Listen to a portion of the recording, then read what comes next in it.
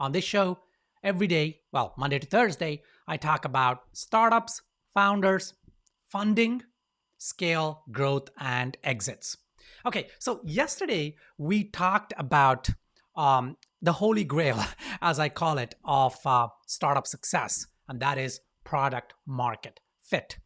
Now, one of the key components of the product market fit is, of course, your target market, your target audience. Because if you don't have your ICP nailed down, then the rest of the journey is going to be terrible, right? Because there's not going to be a product market fit. And the ICP, the target audience, one of the most critical things is understanding their journey.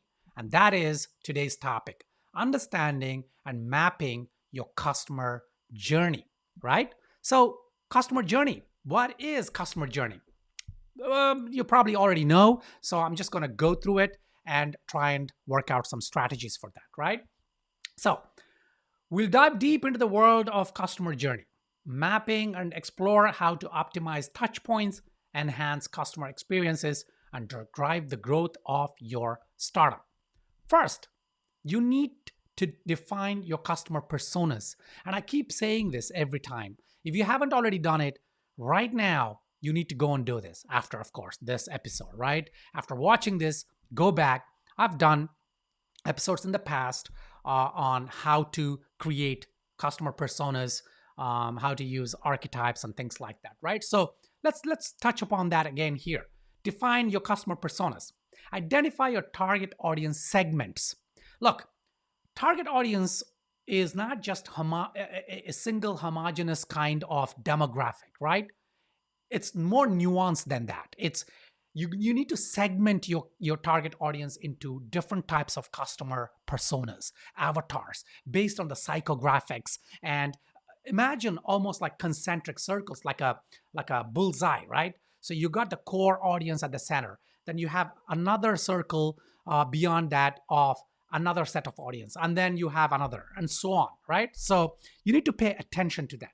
Create detailed personas for each segment. So you got the core segment at the center of the bullseye. Those are the absolute core. And then the second one, third one, tertiary segments. And for each segment, you need to create detailed personas. And this is name and age and this. You need to know this person inside out. What are their worldviews? What do they care about? What do they like? What do they dislike? And all that. Use demographic, psychographic, and behavioral information, right? Not just with reference to your product or service or the problem you're trying to solve. That is important, but also in their lives. How do they behave? Because that gives you the kind this by using their behavioral analysis and building the customer persona, your messaging, your marketing, your brand story, the whole framework becomes easy and accurate.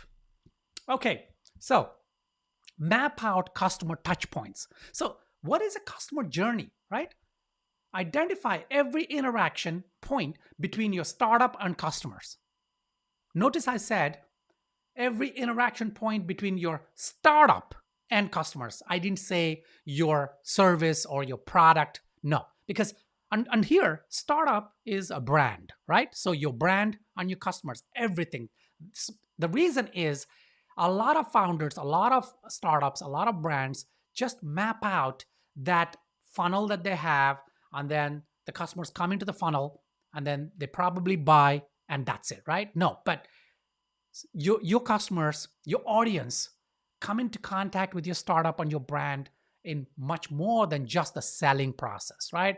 And if you just focus on the selling process, that's why you sell less because people are not waking up in the morning to and then with the intention of, hey, I want to buy from your startup or from your brand, right? They don't do that.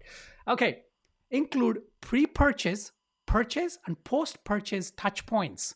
So this includes, of course, the awareness stage, and a customer journey has different phases and stages, right? So it's pre-purchase, purchase, and post-purchase. 3 big buckets, and each one has different phases, of course. Use customer interviews, surveys, and analytical data to discover touch points. Okay, This is not that easy, right? Interviews is not easy, but that's why I always say build a community even before you got your MVP out there, right? Or you got funded. Because when you build a community, you can then reach out into your community and say, guys, there's a survey here or an interview. Would you like to come on an interview or answer these questions in return for, I don't know, early access or whatever, right? Then you get. But if you haven't built your community, where are you going to get these data from, right? Surveys, and where are you going to get them from? Okay, understand customer goals and pain points, right? Identify goals and pain points at each stage of the customer journey. In the brand awareness stage, that means they don't know anything about your brand or your startup. In fact, they don't know that they got a problem, right? Or maybe they do know that they got a problem, but they don't know that there's a solution for that problem. And of course, that solution is, what you're offering. So at that stage, what are the goals? What's the mindset of your audience? Because they don't know about you. They don't even know that you have a solution, and they don't know. But look, your audience is made up of people at different stages of this journey. So you got people who don't even know that they have a problem. You got people who know that they have a problem, but that there is a solution for it. You got people that know they have a problem, know that solutions exist out there, but they don't know that you are offering one of the solutions. And then, of course, you got people who know that they have a problem, that there's solutions out there, there are many brands out there offering solutions, and your brand offers a solution and the best solution. So all these different stages of the journey, people are, if you don't understand this, if you don't map this out, if you don't figure this out, you would be what? You'd be targeting one single stage, which is that people who already know about your brand and your solution, they're ready to buy. You're just trying to convince them to buy. You're leaving money on the table. What about the rest of these people, right? Okay, you get this, right? Understand the emotions and motivations driving your customers. Because if you understand the emotions, if you understand the motivations, not just related to your product, but in general, it then makes it easy to figure out in terms of your product and service. And then you can craft your message, you can craft your product, you can craft your marketing around that.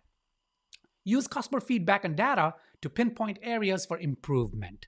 So once you're doing this and you got a handle on this whole customer journey, then use feedback and data to say, okay, where can we improve this? So the awareness stage, we are looking at people who know that they have a problem, but don't know a solution. We are just writing these blog posts. Are they really working, right? Find out people who have converted into your customers and say, what made you, what was the compelling thing in terms of our entire brand messaging that you found compelling, so on and so forth. Okay, optimize the customer experience at each touch point. Use collected data to enhance the customer experience. Now, customer experience should be it's a thread that is at the core of the entire customer journey, right? You're always thinking, how can I enhance my customer's experience? And experience is not just about buying, which is a critical part, of course, and most people just focus on that. Not just the sales process, but the whole ecology, right, of your brand. It could be just your social media posts, which are not even sales posts. In fact, you should have an 80-20 rule, right? Don't just post sales. No, you're going to put off your audience. 80% of value to them, 20% you're asking for the sale, right? Okay, so use that data to enhance the customer experience. Address pain points, streamline interactions, and remove barriers. Remove barriers. OMG. This is one of the things that I get frustrated with brands every single day. And even the biggest brands and the smallest brands. Remove barriers. I'll give you an example. So Citibank. I used to have an account with Citibank, and well, I still do. And I haven't used that Citibank account for years and years. So I got a couple of emails from them saying they're going to close my account, and so on. I was like, okay. And then someone calls me from Citibank the other day, and they said, okay, uh, it's time to close your account. There is just the two accounts, and they had like very little, like I don't know, a few dollars or a few cents, and one was another account. But anyway, what do you want to do? I said, you know what? Uh, they said, could you want to transfer that to another account, to your account with another bank? And I said, no, forget it. It's a very small amount. Just write it off. Okay, they went through the process. They authenticated me, of course, date of birth and all these things. And at the end, they said, okay, we're going to close the account, and then we're going to send you a letter that indicates that we've closed your account. Could you confirm your address? So I said, don't you have that on the account? Yes, but can you confirm it? I said, okay, I'll give you two pieces of the address, the zip code and the first line. And like, can you confirm the city? I'm like, listen, I've already given you two pieces of this address, right? I'm sure you're looking at the screen, you're looking at my account, and you should know what city that is. Oh, no, but you need to confirm it. Okay, so I'm assuming banks have legal requirement that, but it's a stupid requirement. It's just crazy. It's a barrier, and I got really frustrated. And I said, you know what? Listen, I'm not trying to be difficult here, but you got to fix this. This is a broken system. I've given you two critical pieces of my address. A third piece, you can actually Google this. In fact, instead of wasting my time and your time, you could just quickly Google this and you will know what it is. If I give you a zip code, you will know what city that is. No, but sir, you need to confirm it. Otherwise, we will not close your account. I'm like, okay, you know what? Now I'm angry. Don't close my account. I didn't ask to close the account. You wanted to close my account. You sent me. You called me. I didn't call you to close my account. So don't close it. I don't care. And because then we can't close your account and we can't send you the letter. I'm like, don't close my account. Don't send me the letter. But anyway, I'm just ranting. But Citibank, if you are watching this, they wouldn't be watching this, of course. But I'm telling you, these are barriers. And look, you could have your own legal requirement, whatever it is, and I appreciate it. But listen to the interaction, right? So remove barriers. Experiment with new tactics to drive engagement and conversions. Yeah, okay. So if you understand the customer journey and you pay attention to it and you document it and you have a framework, and for each of the stages of the customer journey, you have a message framework and blocks, story blocks, and all these things, right? Then you get the power to come up with new tactics and drive engagement and conversions, because you're thinking, how can I fine tune just this stage? Because for this stage where, okay, the audience now, they know they have a problem. They know there's solutions out there. They know a few different brands are offering a solution. Now, what can we create so that we become top of mind to this audience, and they will then say, okay, I've decided I'm going to buy from this XYZ, right? What are we doing now? We have explainer videos, maybe. We have, I don't know, discount codes. Is it working? Yes, it is. We're having 3% conversion. What can we do to take it to 4% conversion? Because 1% increase in conversion is, it's massive, right? Because people forget that. They're always looking at just increasing prices, decreasing prices, discount codes. No, you could do other things to increase that conversion. And by looking at the customer journey, by optimizing it, you get that power. Measure success and iterate. You know this, right? Every one of my episodes, one of the slides is always about the KPIs, tracking it, analytics, and how, as you as a founder, it's your duty to establish KPIs to track success and impact on your startup. It's your duty. It's your dharma, right? And I'm going to do episodes on dharma, and I will be talking about KPIs. But look, as a founder, it's your fiduciary duty, above all else, to establish, first of all, the right kind of KPI, right? The right kind of metrics.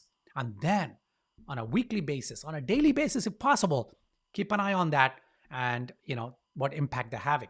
regularly review and update your customer journey map. So um, I remember, so once I was advising a startup and I helped them build this detailed, really uber detailed customer journey map, right?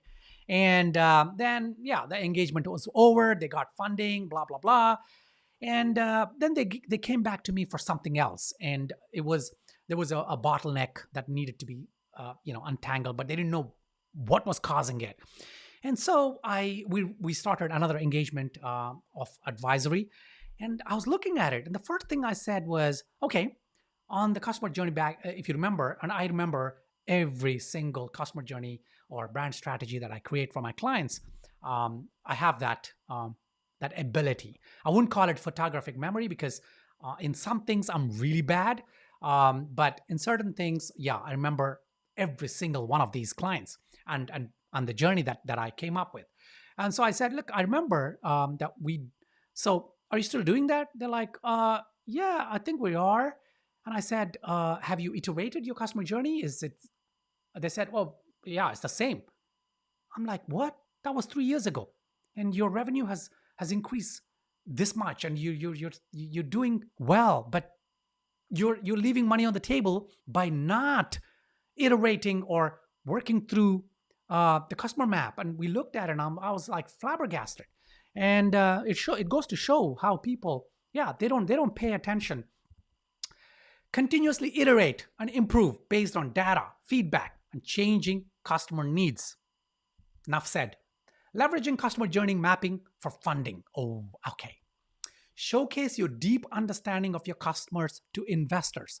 If you have look, create a detailed customer journey map, but you don't need to put all that um, into the pitch deck, right?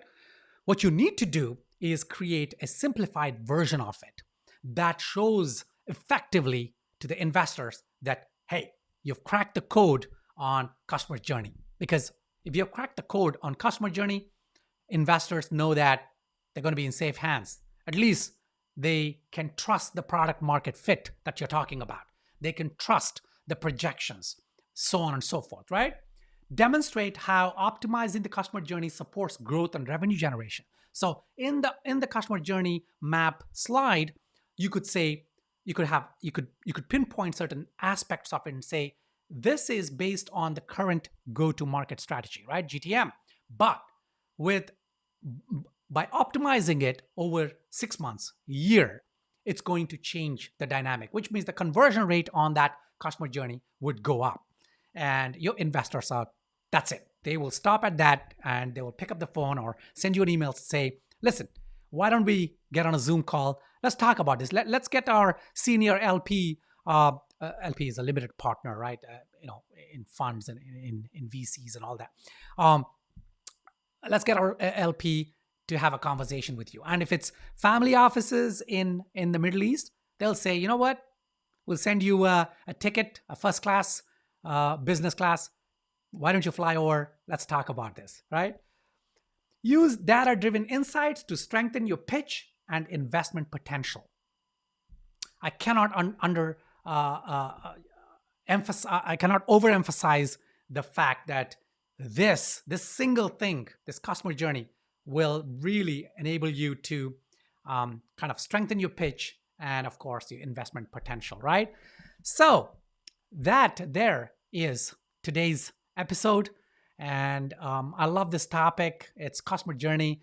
You need to pay attention. If you're not, I say you're missing out. And yeah, if you have any questions on this topic, hit me up. If you're a startup that's going through funding and it's looking for help with customer journey and mapping and all that, hit me up. Let's get on a Zoom call. Let's see if we're a good fit, and I can bring a lot of value to the table and advise you on the customer journey map that would blow your investors out of the water, and so on. Okay, so till tomorrow's episode, go forth and